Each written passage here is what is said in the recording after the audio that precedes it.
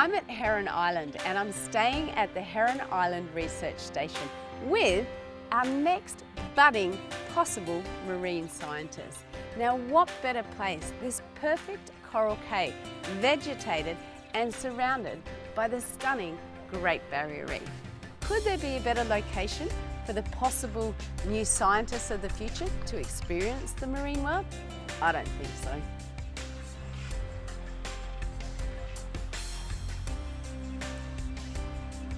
Heron Island is a coral cave which began forming around 6,000 years ago.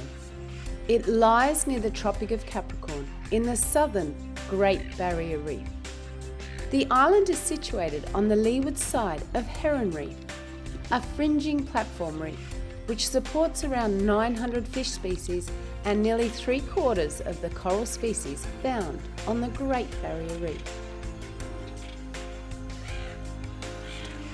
Coral caves like Heron Island are crucial for seabirds, so they have a safe place to rest and bring up their young. Over 200,000 birds call Heron Island home. Also, over the summer months, turtles frequent these shores to mate and lay their eggs. But for our students from Palm Beach Currumbin High School, it was time to get some experience in the marine environment that surrounds these shores. What are the different morphologies of corals? What can we remember from last year? Columnar, yeah, good. We've got columnar. We've got our branching corals. We've got our massive or our boulder corals. We've got our plate corals. We've got our solitary corals, which we should find a few little mushroom type corals there as well. So try and identify by the genus and the morphology. The corals which live in this area do have to be able to deal with the shallow depth because the tide's coming in and out, and you can find a lot of them are actually sticking out of the water. The diversity of corals you get in this area is probably not going to be as diverse as the corals you get off that reef crest there as well. I'm here on the reef flats at Heron Island, and I'm here with a Year 11, Year 12 marine biology group. They've been given tasks to identify the different coral species and maybe some sea cucumbers and other little organisms that may be on the reef. Isopora? Could be, let's have a look.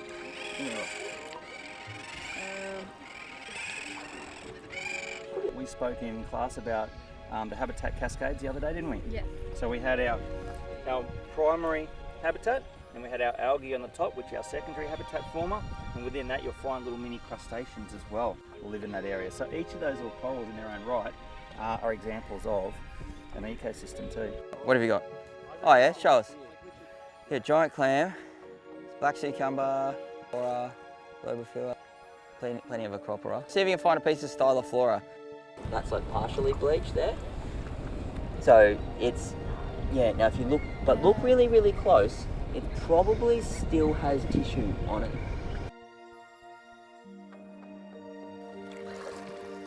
Epaulet shark.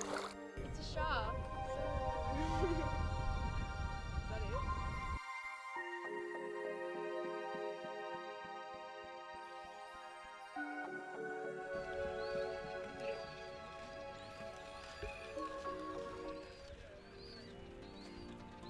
What we're going to be doing is, as we move out, we're going to lay ourselves a transect line at 0, 5, 10, 15.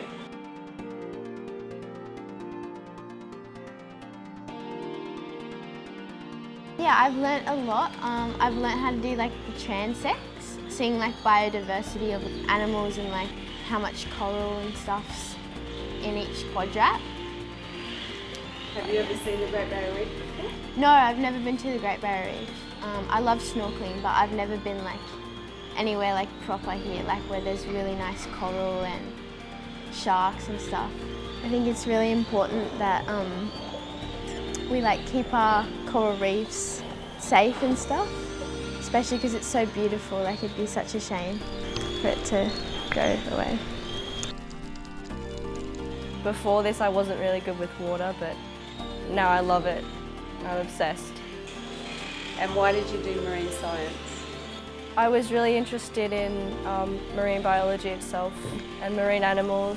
It was eye-opening, really, and it really took me out of my comfort zone in a good way. Really did change how I thought about the ocean. What do you think about the ocean? The ocean? Oh yeah, like that's just a part of me. It's just two brothers and my parents.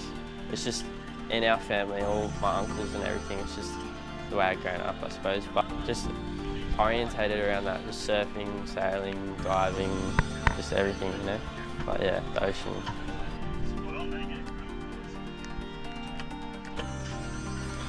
It's funny with marine science, a lot of the guys take it as a bit of a niche subject, a bit of an interest subject there as well. You'll find some of them will probably go towards the marine industry. Others, again, just pick it because they enjoy the marine environment as well. So I guess coming here, it gives them an opportunity to really experience what we don't see on the Gold Coast. Now we learn about it in textbooks and we see it on YouTube and all that kind of thing, and to be here to be able to experience it and kind of, you know, link the theory with the actual practice is a great opportunity. Yeah, I study marine biology at school, and it's pretty amazing just like being in class and learning about like everything here, and then coming here and actually seeing it with your own eyes. Like, I've kind of always had a love of the ocean. Like, grew up, Dad was a surfer, so I was always surfing. The ocean's kind of like your playground in a way, I guess. So you got to look after it. Like, yeah, I love the marine life. It's amazing. Like back home when you're in the surf, there's not as much, but when you're here and you're calm underwater, it's just everywhere. After watching Jacob and Bo and stuff, and they're just so comfortable under there, like at the start I was a little bit nervous and I'd run out of breath, but they kind of told me a few things, and it's so nice just being able to relax and just go under there. So Harry, tell me what your favourite moment is. Definitely the snorkeling off the boat, just seeing all the colourful coral and all the sea life swimming around, swimming with the turtles. Just lots of cod, lots of colourful fish, I don't know what they're called, like blue. A couple sharks, stingrays, manta rays. I think having a little bit more respect and understanding about the future and sustainability as well, it's important for these guys to also look towards the future and what we can do to be able to help keep this for our future generations too. I think it's really important to care about our environment, and especially being out at Heron and seeing how important marine life is and making sure that we keep our environment nice and clean. It's pretty amazing seeing all the turtles, the sharks, the coral, the clarity of the water, like just everything. I feel being able to see so many different things that you wouldn't be able to see back home, I think is really good. Do you think we're really lucky to have something like the Great Barrier Reef in Australia? I think we're extremely lucky to have the Great Barrier Reef. I think everyone should come out to the Great Barrier Reef. It's this thing that's like out there that you hear about all the time, but then to actually come see it, then everyone that sees it automatically has this appreciation for it, and they realise just how good it is and why we should all protect it. These guys, even if they don't go on to study marine biology, they're still going to have that appreciation. I think it's good for them to see that places like this still exist, and that some of them are still pretty pristine, and things are still good. It's not that bad. We don't, like, it is bad, but we can fix it. Like, you want them to have that hope. Without hope, like, there's not much point. Probably my most favourite experience here was probably hanging out with everyone. Definitely like some of the conversations, some of the experience I've had with people like out in the ocean, in my rooms, eating dinner, it's like, wouldn't change it. So do you think you feel a bit differently toward marine life than before you started this trip? Oh yeah, like I love the ocean and stuff like that, but like getting up close with all the coral, all the fish, all the turtles, definitely opened my eyes a little bit more. What was your favourite marine life? Probably the sharks, like worst fear is sharks. So having to swim with them, getting comfortable with them, chasing after them, that was definitely fun.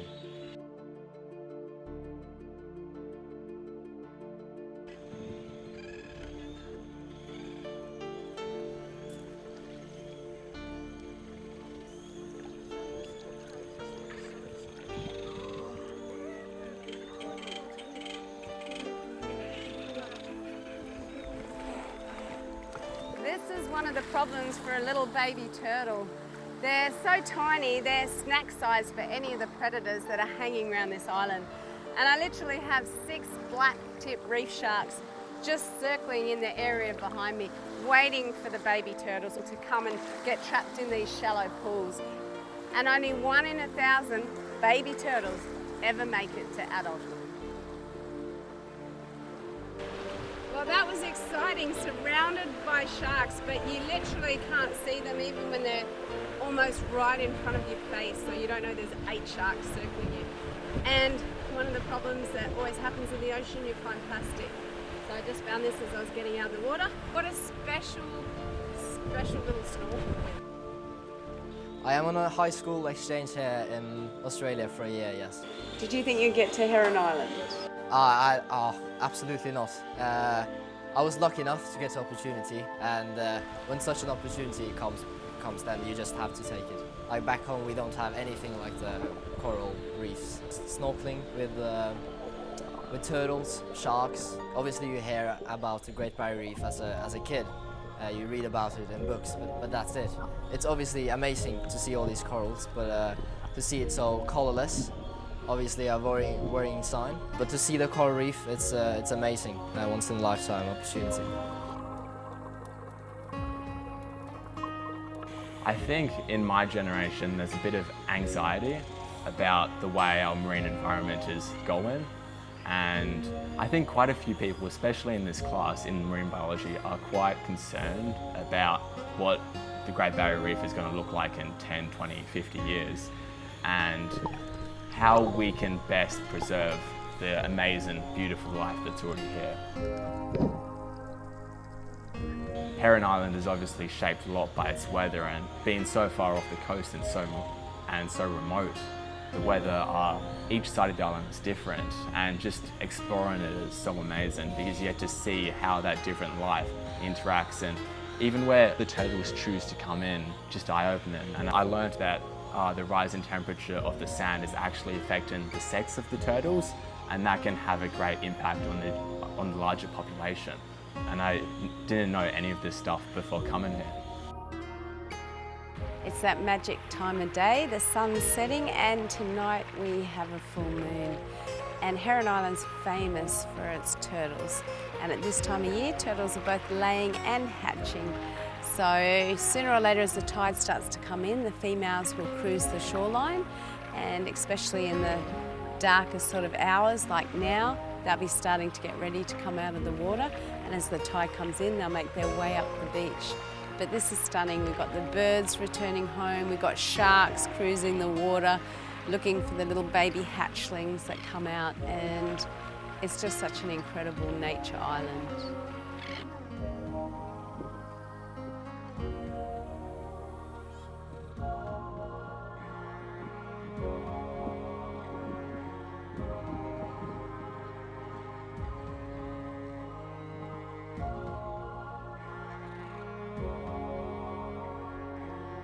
Australia is home to 6 of the world's 7 sea turtle species. The most prolific are the green turtles, but many of these turtle species are vulnerable and even endangered. Green turtles lay around 110 eggs per nest and will nest every 2 weeks over several months. After about 2 months incubating in the warm sand, the eggs hatch. It's safety in numbers for the small turtles, so the clutch waits till everyone is ready.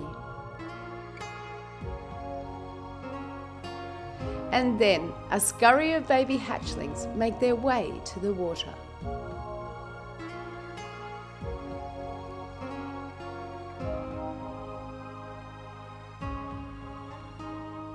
Hungry mouths are both on land, the numerous birds, and in the sea. Fish, sharks, shovel-nosed rays, and many more species of marine life see the nesting season as a buffet of appetizing snacks.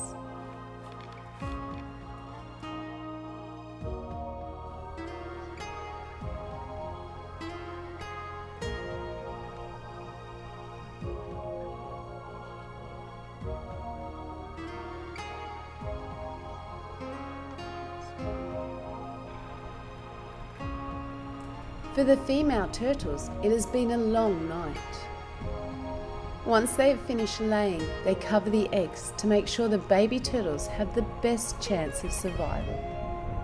The sand must be deep enough so the eggs are protected from predators and the elements, but high enough above the tide line so they don't get washed away, and also not near any tree roots which may hinder the young turtles once they hatch.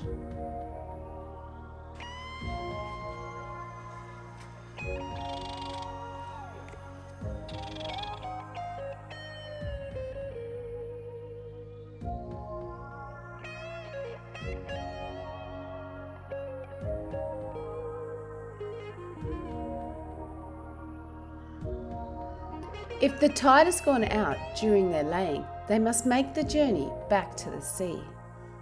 They have to navigate the shallow water, avoiding larger predators that may be waiting, and then finally make their way back out to the safety of the reef, where they can hopefully rest.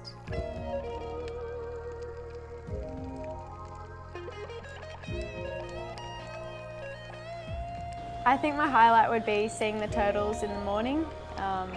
The mama turtles going on the beach, trying to swim out into the ocean. Looks like so much effort, but it's amazing to watch.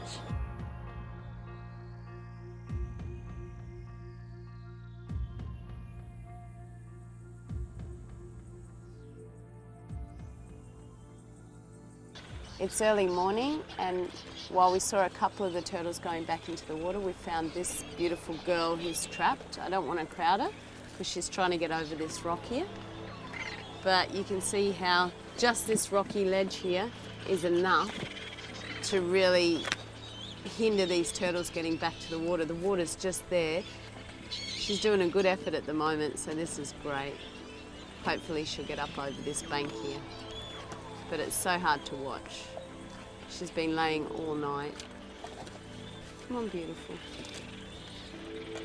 Oh, that's a lot of weight. There's one that had beached itself on these really sharp rocks, and a group and myself kind of diverted it back to the ocean, and it was amazing to watch because it was struggling all by itself, and then with just a little bit of help it was able to get released back into the ocean. Humans can have such a big impact on animals such as turtles. I think getting on this island as well and seeing what the researchers here do has really shown the importance of conservation, seeing what's out there and the different types of animals. I think it's definitely something that I would consider doing as a future career. Originally I wanted to be a marine biologist, so I love the ocean as well, like always out down in the Gold Coast, out in the surf, just loving it, seeing the dolphins swim by. Yeah, it's the main reason why I chose marine biology. With all the research going on and everything, just shows you like how much we haven't really discovered of the ocean yet, and all this coral and stuff that's being like endangered, and all the animals that's being endangered because of humans. Well, we need to help the marine life to be able to just keep generating and keep the ecosystem going. Where do we go to from here? Hopefully a few of these guys roll on and get into the industry where they're looking for a little bit of change and being able to change a few attitudes there as well. But also areas all the way along the Great Barrier Reef and even closer to home. It doesn't have to be here at Heron Island that we're enforcing changes. It's closer to home as well on the Gold Coast. And the Great Barrier Reef is a magical place. Not only a playground, but a mecca of life where each species has its own incredible evolutionary story. I've spent time on coral cays. These areas are crucial for seabirds and marine life as coastlines become increasingly popular and populations grow.